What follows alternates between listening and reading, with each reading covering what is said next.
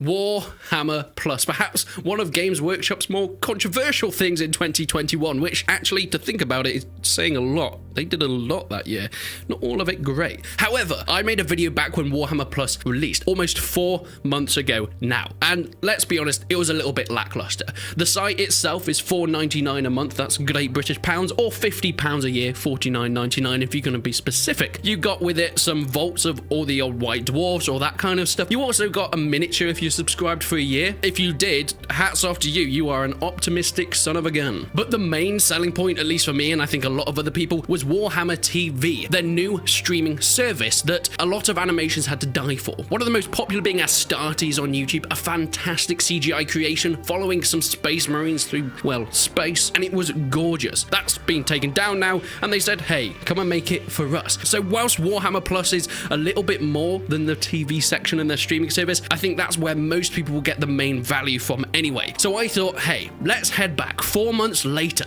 Has anything improved? Because when I first checked it out, it was lackluster to say the least. So this is Warhammer Plus 4 months later. Is it still terrible? People do like to trash talk Games Workshop. I'm not oblivious to that. Often rightly so. They've done a lot of stuff, especially in the last year, that has kind of been very anti-consumer. But I'm not going to do that today. You might be surprised, and before you start throwing things at me and pushing that dislike that no one will ever see, I'm going to try and be as fair as possible, but go in with the mind that I have reviewed this before, and I wasn't all that impressed. First of all, you can see their front page. It's still just as messy as usual. The tiles of everything, you see their animations, you see their painting tutorials, everything should be there. This is the content they have. It looks kind of lackluster still, but let's get into it. One thing I actually wanted to mention, I did say this in my first video, but they're still doing it, and they're even expanding upon this issue. They're still putting trailers as like a main feature on their front page. Trailers for their animations, or trailers for games and stuff that have come out in the past. They've just re-uploaded them from YouTube and trying to pad out the content on the front page of Warhammer TV. Why can't they just put them in the TV show itself? For example, when you click on Blood Angels, episode 0 is the trailer. Something like Netflix or Amazon does this, and it means the front screen and the homepage isn't just full of trailers. And I get that it's trying to make it look like there's more content here, but it is really infuriating when I'm trying to find things to watch, when I click on something and it's a 30-second trailer. Along with this, the trailers are to get people to pay for the subscription, because they're trailers of original content that is only on Warhammer Plus, for example, Hammer and Bolter. But you've already got Warhammer Plus if you can see this trailer. It's just a re-upload from YouTube. Just keep them on YouTube, don't put them on Warhammer Plus. That's all I'm saying. Saying that, there was a trailer for Exodite, which does look cool, but that's on YouTube. You don't need Warhammer Plus to see that. It's a cool Warhammer animation coming up that's about the Tau. I think the Tau Empire is something that haven't been looked into all that much, so that'll be something interesting to explore. But what about the actual animations, the main selling point for Warhammer TV? Hammer and Bolter. I did review this before. It only had 3 episodes, or 3 or 4 episodes when I last looked at it. It now has 7 episodes. The animation style isn't really for me. I'm not really into this very low frame rate kind of artsy stuff, but I'm definitely sure there are people that would enjoy this kind of thing. I do think Hammer and Bolter is fledging itself out to be a proper series on Warhammer TV, and now there are a few more episodes. I think there is some content there. Every frame of the show could be a beautiful screenshot, as the art does look very cool, and as an advantage, it's gory as hell.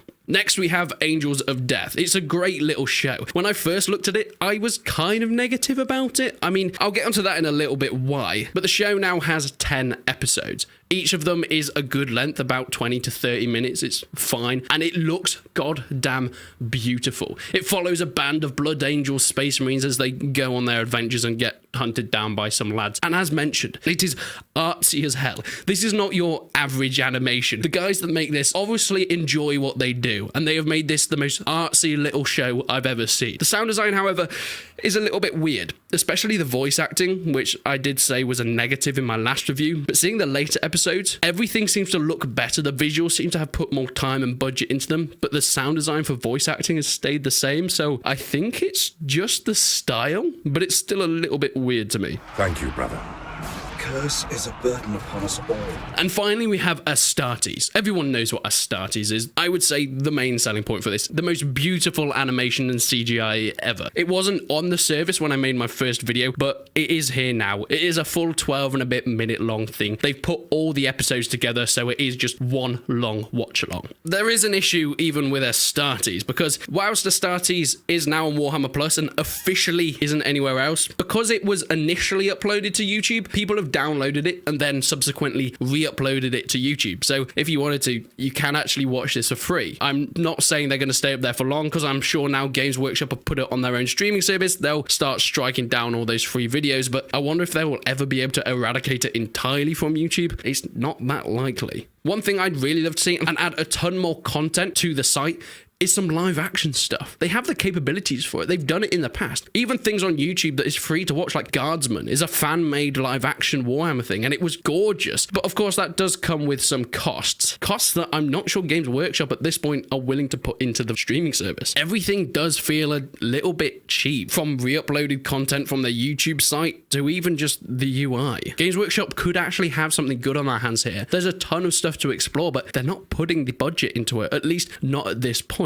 They also have Lore Masters, something new that wasn't there when I last reviewed the site. It's kind of cool. It's a bit of fun. Production value is great, and of course, well explained and presented by my guy Wayne here. There's some beautiful official artwork as it goes into the lore of some of the most famous characters and races within the Warhammer lore. Each episode is around 20 to 30 minutes and 8 episodes in total so far, so I'd say Lore Masters is actually a really good amount of content and worthwhile for a lot of people. However, does it rival the likes of the free content we have on YouTube? YouTubers like Luton, who make massive marathon level lore videos, I'm not sure it really does, at least not yet. We also have battle reports, how to play and how to paint videos. They're good, the production value is fine, but once again, there are better free alternatives already on YouTube. There's also Deep Strike, which is a new talk show. It basically goes over some of the animations after each episode, talking about Hammer and Bolter or Blood Angels, and it's kind of nice to watch after you've watched all the animations, going and watching their talk show. There's some good characters on there, and I think Wayne's back as well, doing a great job, and that's pretty much it. It's still kind of worrying when I can go over all the content on a streaming service within 10 minutes in a video. There needs to be so much more. Is there more than the first time I reviewed it? Yes. I would say this site is actually getting to maybe be worth it for some people. Before I said it's probably not worth it for anyone unless you were the most hardcore fan, but even then it's still probably not worth it. Now, for some people, it could be worth it. But for most casual fans, I still very much doubt it. At least for me, whilst there's more content on Warhammer Plus now, most of the content doesn't have all that much substance. For example, you have the painting tutorials, the battle reports. As I mentioned, they're cool, but it's not really what I expect from a paid subscription service, a streaming service. I can just look at that for free on YouTube. Why would I pay for this? Now, admittedly, there are shows that do make Warhammer Plus TV kind of worth it. With Blood Angels, Hammer and Bolter, and Astartes, they're great productions, and a lot of effort has been put into it. But 3 shows that carry a whole streaming service, I think you can probably make your own opinion about that. And the problem is, this is kind of similar to what I said in the last video. It's just more of the same. Okay, there's more content on the service, but it's still not enough. There needs to be a bigger budget. There needs to be some live action originals. If Games Workshop really wanted to make this work, which it very possibly could, they have the money, they have the IPs. All they need to do is just put some faith in it. I know it would cost a ton of money, but this service is never gonna last if it carries on the way it's going. They're playing it safe, re-uploading some stuff from YouTube and making some animations, but my god, is it no Netflix. But as a streaming service that people are being charged for, it's still not worth it. They haven't put the budget to make it worth it. If you want people to give you money, you've got to give good value back, and they haven't done that. It feels like Games Workshop said, look, we want a subscription service. Let's make it, and then we'll put some content on it afterwards. That's not the way they should have done it. They should have had the content, or at least the ideas, put the budget forward for stuff, then made it all and released it all with the streaming service at the same time. Because at the moment, it just feels like a very blank website where stuff is being trickled onto it every few months. And it doesn't feel like a premium service. A premium service for one of the UK's most successful businesses. One of the biggest IPs in the world. It just doesn't have a clear direction. It just seems to be winging it at the moment. And that's why I think a lot of people are still against purchasing this service. So, should you get Warhammer Plus? For me, I'm not a fan. I'm going to once again cancel my subscription until a few months later down the line, come back and see if there's anything else. But if you're a massive Warhammer fan and you really want to get your hands on Blood Angels or Hammer and Bolter and Astartes, then yeah, you'll get some good content out of it. You'll get a few hours of enjoyment and it'll be great. Maybe you just pay the £5,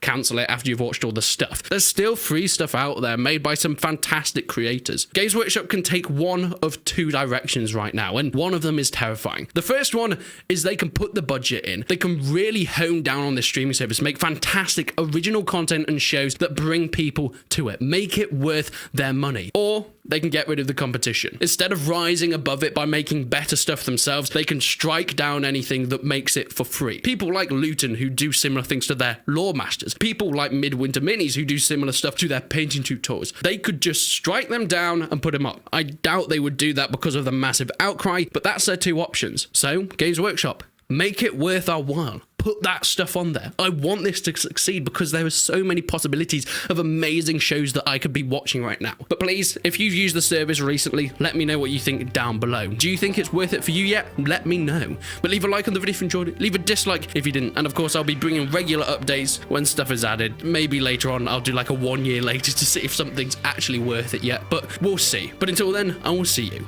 in the next one.